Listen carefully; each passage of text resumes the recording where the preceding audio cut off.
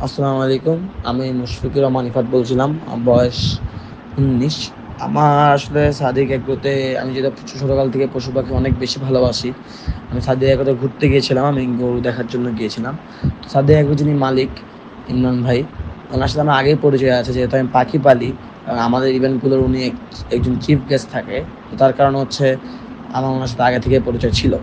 তো উনি আমাকে বলে যে, "ইফাত, এটা যদি তুমি থাপ্পড় দাও আমার", যেহেতু উনি আমার কাছে, তো আমি ভাবছি ঠিক আছে তাহলে থাপ্পড় দিতেই পারি। এখানে তো খাসিটা নিলে তো আর আমার কোনো লস নাই। আমার তো এখান থেকে কোনো টাকা যাচ্ছে না। আর খাসিটা তো আমি কিনতেছি না। সে আমার যে যদি তার ২ টা উপকার হয় তাহলে আমার তো কিনতে অসুবিধা কোন জায়গায়? আমি তো আর কিনতেছি না। খালি মানুষজনকে দেখাবো। তো তার কথা অনুযায়ী আমি ছবি তুলি খাসিটার সাথে এবং সবাইকে বলি, "হ্যাঁ, আমি খাসিটা কিনছি।" কিন্তু আসলে খাসিটা কিন্তু আমি কিনা হয়নি এবং খাসিটা আমার বাসায়ও আনা হয়নি এবং খাসিটা আমার কোরবানিও দেওয়া হয়নি।